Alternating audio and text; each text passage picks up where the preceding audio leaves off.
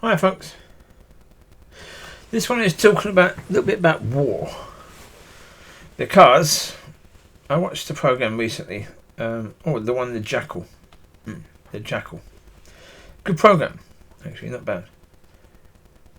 But you have the MI6,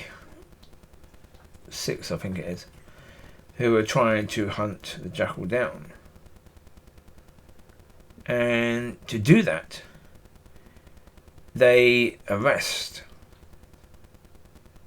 a terrorist's daughter, so they can get the terrorist to come in and give them the name of someone they're interested in to help them to find the Jackal. This daughter then dies because they don't realise that she actually has a heart condition, and while in the jail she dies. The woman who made the decision that it would be a good idea to arrest the daughter then says, "Nothing to do with me! Nothing to do with me! I didn't do it! I didn't do it! I didn't do it!"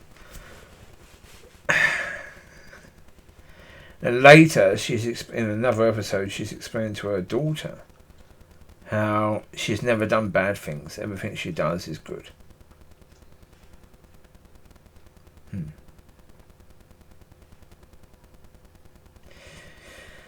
That's going to be the same for both sides.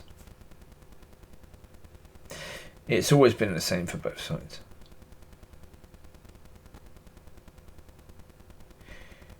Each side will see the enemy as so evil that no matter what they have to do to beat that evil means whatever they have to do must be good. It must be. Because the other side is so evil. Right?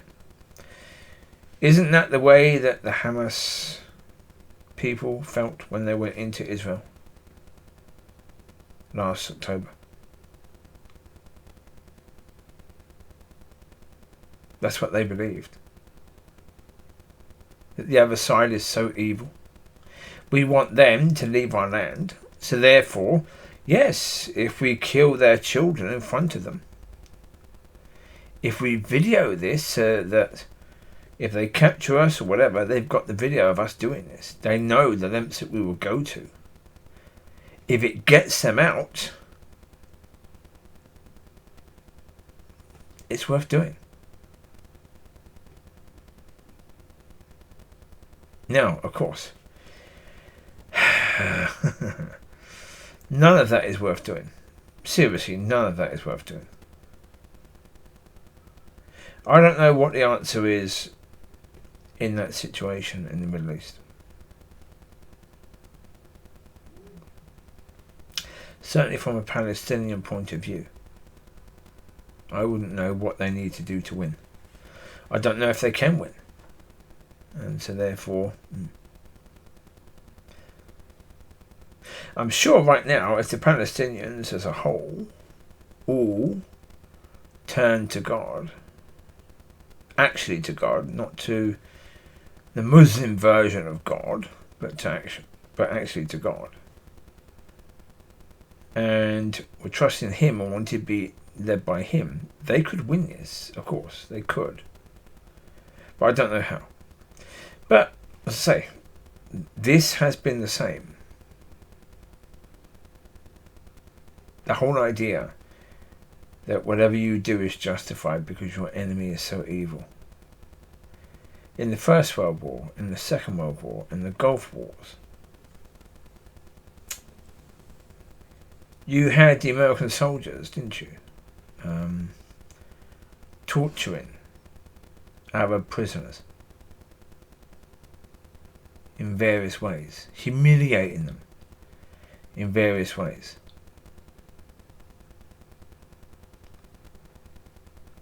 Well, as I said before, that when you do dehumanize your enemy to such a degree, and when you make them out to be so evil,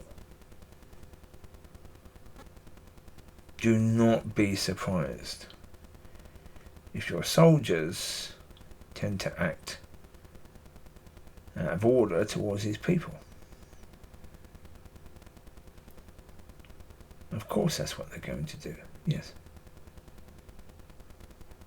Of course.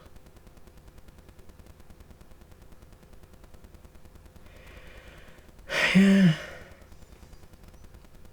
So it happened with the British Army and the IRA. Both sides did atrocious things. Both sides. Neither side was innocent, neither side was guilty completely. Both sides were innocent and guilty.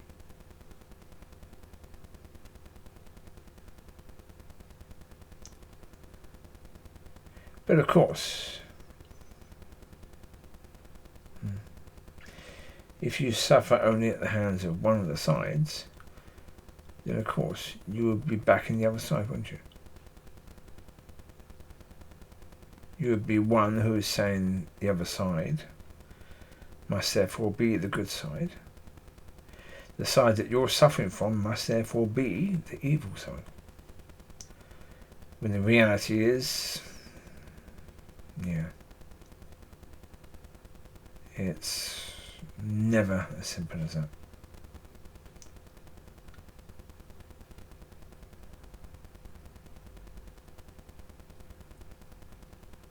But that's the point, to get people to be willing to go to war. To get one man willing to shoot another and to end his life. You've got to first of all devalue those people. That's part of the tactics of the people above, the ones in charge.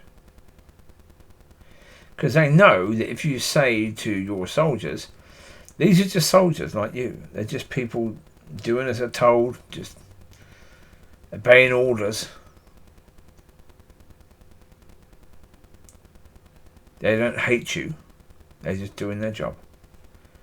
It'd be a damn sight harder for your soldiers to pull the trigger, wouldn't it? Yeah.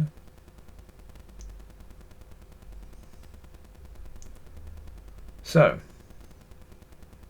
war is ugly because to start a war, you have to get ugly. You have to talk ugly about the other side. With no talking ugly about the other side, there wouldn't be any wars. Well, not unless the other side had things you needed, like food. So there you go, you take care.